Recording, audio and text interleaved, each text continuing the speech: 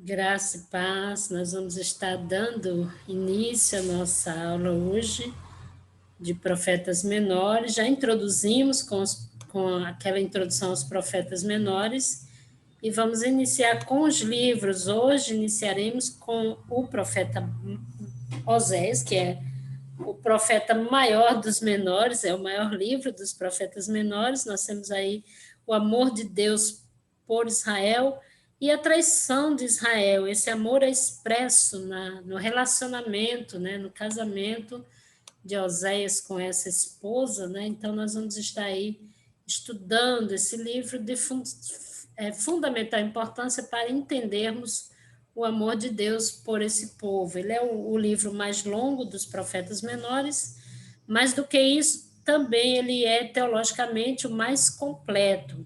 Abarca os grandes temas proféticos da aliança, do julgamento e da esperança. Descreve o relacionamento pessoal entre Yahvé. Yahvé é o Deus de Israel, né? O Deus de Israel, da nação, do povo. Ele é o profeta mais amplo de qualquer outro dos seus 11 colegas menores, né? Então, temos aí esse profeta que é o profeta Oséias. E suas lições biográficas preparam o caminho para Jonas, enquanto sua magnífica interação entre julgamento e esperança antevém Joel, Miqueias, Sofonias, Ageu, Zacarias e Malaquias, também profetas menores que nós vamos estar estudando agora nessa fase dos profetas menores. Nós temos aí Oséias, serve de introdução aos profetas menores, o livro dos 12. Como tal, ele apresenta a questão central dos profetas menores, que é se o amor de Deus se Deus ainda amava Israel e tinha um propósito para o povo, além do seu julgamento por causa do pecado. Então, ele está demonstrando aqui, o profeta Oséias, o amor de Deus por esse povo rebelde, por esse povo que esqueceu o Senhor, esse povo que tem se envolvido com tantos pecados. Oséias fornece a resposta com sua ênfase no amor contínuo de Deus por seu povo e nas responsabilidades que esse amor exige, né, no compromisso com o seu Senhor, com aquele que ama, né, com o seu resgatador. Então, qual é o significado do nome de Oséias? O nome Oséias ocorre no versículo de título e na narrativa em 1, 2, 4, 6. Mesmo assim, pouco sabemos sobre ele, o personagem, o profeta Oséias, com exceção dos detalhes de sua vida conjugal, usados para ilustrar o amor de Deus pelo povo rebelde, pela nação rebelde Israel. Então, esse é o significado do nome, é salvação, Salvador. E aí, a época do ministério de Oséias em Israel, cerca de 745 a.C., coincide mais ou menos com o de Amós, também em Israel, cerca de 750, e precedeu de Miqueias em Judá, antes de 722 a cerca de 701, em meados do século VIII a.C., sétimo, desculpe, os reinos de Israel em Samaria, de Judá e Jerusalém mantinham sua soberania e prosperava. Você vai ver também que nesse período Oséias está profetizando em Israel, Isaías também está profetizando lá no reino do sul, Judá. Então, nós temos aí profetas que se cruzam nas suas mensagens, né? Na Mesopotâmia, crescia o poder e a ambição da Assíria, lembra que a Assíria leva Israel para o cativeiro. Eles se interessavam cada vez mais pela Palestina e também pelo Egito. As campanhas militares assírias em 734 e 721 destruíram Samaria. Samaria era a capital de Israel, vocês lembram disso, né? E enviaram a maior parte da população ao exílio. Judá sobrevive, mais tempo sobreviveu, mas tornou-se vassalo da Síria, vivendo uma história conturbada durante os séculos seguintes. Você vai ver aí os profetas lutando, né, e falando a respeito dessas invasões, né? Os principais fatores que formam o contexto histórico de Amós e de Oséias são a apresentação da Síria, a preocupação da Síria, desculpa, a preocupação da Síria com questões próximas de suas próprias fronteiras, como, por exemplo, a proteção contra os povos montanhosos de Urartu e da Média, ao norte e ao leste, o que impediu as investidas sistemáticas contra o Sírio-Palestina, que tinham sido costumeiras ao longo da maior parte do nono século antes de Cristo, essas batalhas, né, que são costumeiras, e aí você vai observar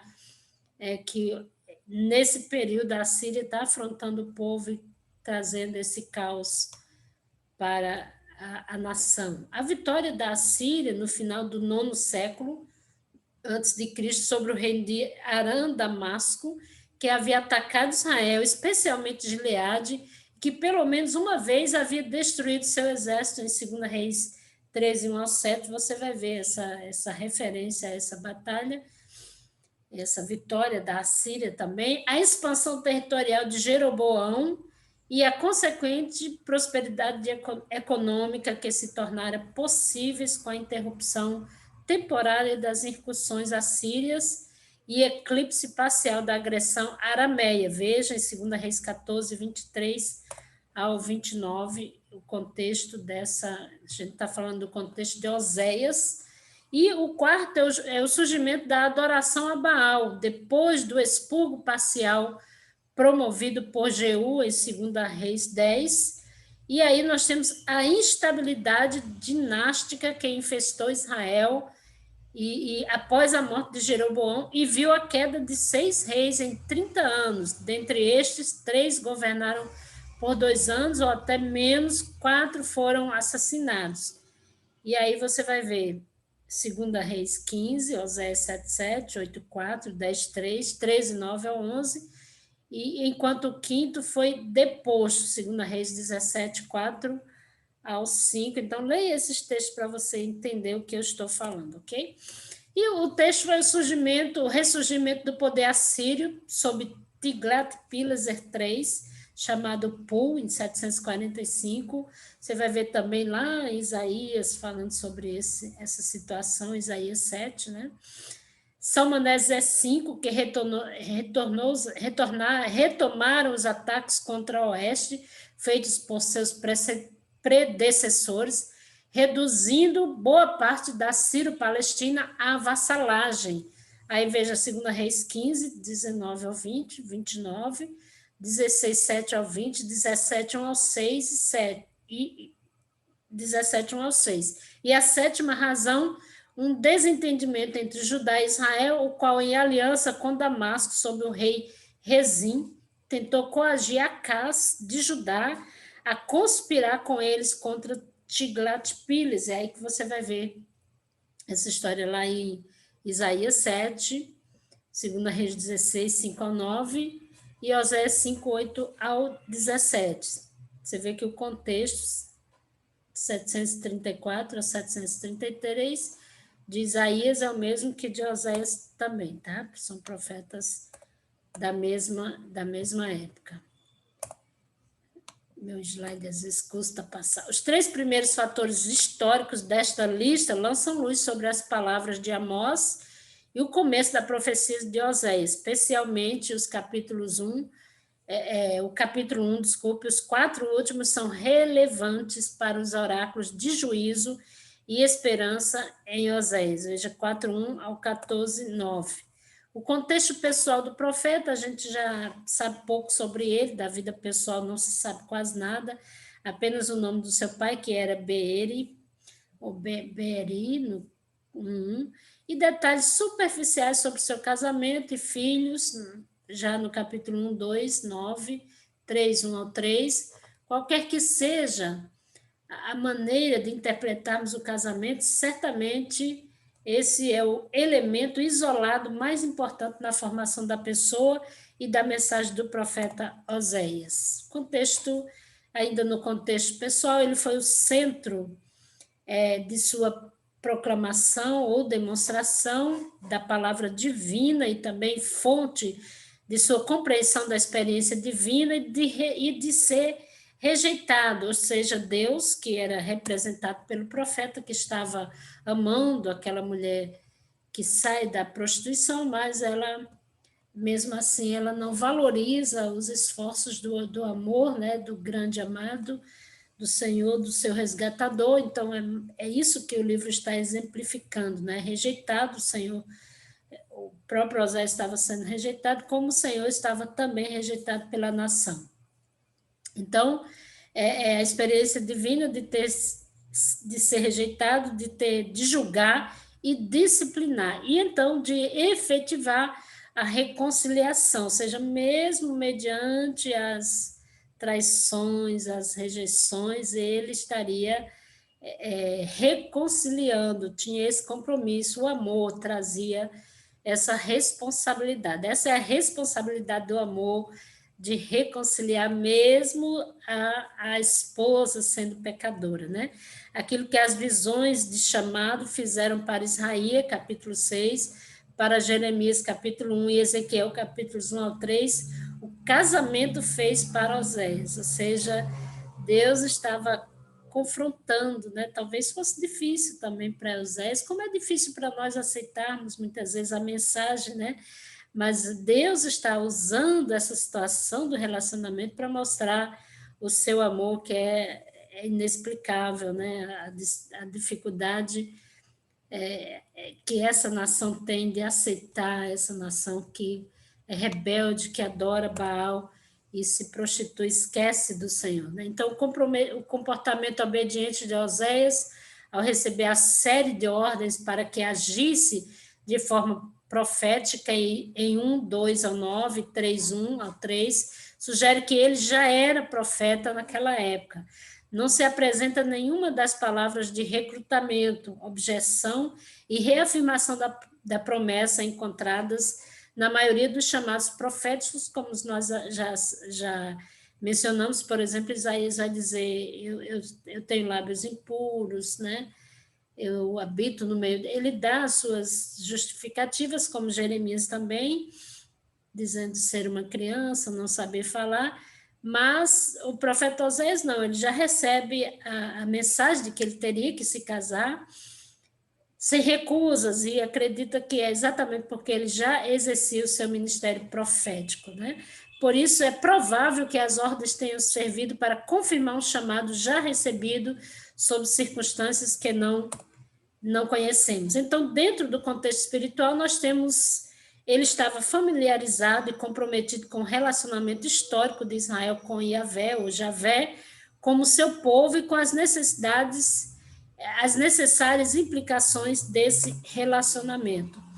Segundo, dentro do contexto espiritual do profeta Oséias, tal intimidade pode ter sido resultado da devoção de sua família ou de um treinamento recebido num grupo sacerdotal ou profético, cuja forma e estrutura desconhecemos, embora seja claro que ele se considerava um profeta, herdeiro dos ministérios de Moisés e Samuel. Confere 12:10 e versículo 13. Terceira, as ordens de Javé para que ele se casasse, tivesse filhos, ele desse nomes significativos, levaram-no a uma experiência em que tudo o que conhecera no seu passado começou a ser visto sob uma nova luz e a ser preenchido com um novo significado desse pleno do amor de Deus, né? E a quarta, os significados da aliança, que lhe foram transmitidos a partir das tradições de Israel, foram retraduzidos por ele para a linguagem do amor familiar. Ele viu Javé como um marido angustiado, mas constante, como um pai ofendido, mas fiel. A família com seu rico léxico de lealdades e tensões. Esse pai tornou-se esse pai que amava, e a família com seu rico léxico de lealdades e tensões tornou-se o ambiente em que ele releu a aliança e a transmitiu ao seu povo. Então, esse contexto de família, de tensões enfrentadas pelo profeta, vai demonstrar a fidelidade desse Deus, ao mesmo tempo o seu sentimento de ofensa por conta da infidelidade da nação. Então, Hubbard comenta, ninguém antes falava tantas vezes acerca do amor de Deus para com seu povo, nem havia adicionado a graça divina ao vocabulário da intimidade conjugal, nem o domínio de tratados internacionais, nem o dos contratos comerciais comportavam devidamente a profundidade, a largura, o comprimento e a altura do amor de Deus. Isso era possível somente na esfera da família, pois desta, em seu casamento, Oséias conheceu o lado pior e no conhecimento da constância divina sentiu seu lado melhor. O fato de Oséias empregar uma metáfora conjugal parece ainda mais chocante quando o situamos dentro do contexto dos cultos de fertilidades. Chamar Javé de marido e, portanto, de procriador, significava que Baal não era. Se Jeová era o esposo, se Jeová era o procriador, significava que Baal não era o Senhor, não era o marido, não era fiel, não era aquele a quem eles deveriam ser fiel. A resposta de Oséias à prostituição com os Baalins não foi uma rejeição púdica do relacionamento amoroso, mas uma absoluta reivindicação de posse sobre esse amor. Não era o amor que estava errado, nem o casamento simbólico com a divindade. Era a prostituição ritual em que o relacionamento se expressava. Pior ainda, a união era contraída com não Deus, não com alguém vivo e verdadeiro. Isso em relação a Israel, a nação. Israel estava sendo simbolizado, a noiva estava simbolizando Israel e Oséias simbolizando o noivo fiel que era traído por essa esposa infiel. Ao tornar dominante a linguagem do amor, Javé competiu com Baal no próprio campo deste e demonstrou que era mais fiel, o amante verdadeiramente amoroso, nada menos do que a combinação da formação de Oséias, imersa na verdade da aliança, com sua trágica experiência matrimonial, que o colocou em contato com o próprio coração de Javé e com seu reconhecimento de que Javé, e não Baal, era a fonte de todo poder e amor. Poderia produzir este livro que conhecemos, né? Este livro que, na linguagem, mediante a história e os oráculos nele existentes, transpôs o conhecimento que Israel tinha de Deus para a intimidade real de um verdadeiro casamento, um amor sincero e fiel do marido que é recusado, traído pela sua esposa. Né? Então, nós temos aí o esboço do livro de Oséias, nós temos aí capítulos 1 ao 3, separação, Israel, a esposa infiel de Jeová. Capítulos 4 ao 13 e 8, nós temos aí o caso, a condenação, Israel, a nação pecaminosa, e capítulos 13, do versículo 9 até o 14, 9, nós temos a reconciliação, Israel, a nação restaurada. E assim, amados, a gente encerra o livro de Oséias, essa primeira parte. Espero que tenha sido importante, né, esse tempo de aprendizado do maior dos profetas menores, e essa lição do amor de Deus que envolvia a infidelidade da nação e o grande amor de Jeová por essa nação pecaminosa, por essa nação pecadora. E estaremos lá no grupo fazendo comentários, e aí eu aguardo vocês lá na nossa aula para darmos continuidade a essa linda história do amor de Deus representado no relacionamento conjugal. Deus abençoe, boa aula, bom aprendizado.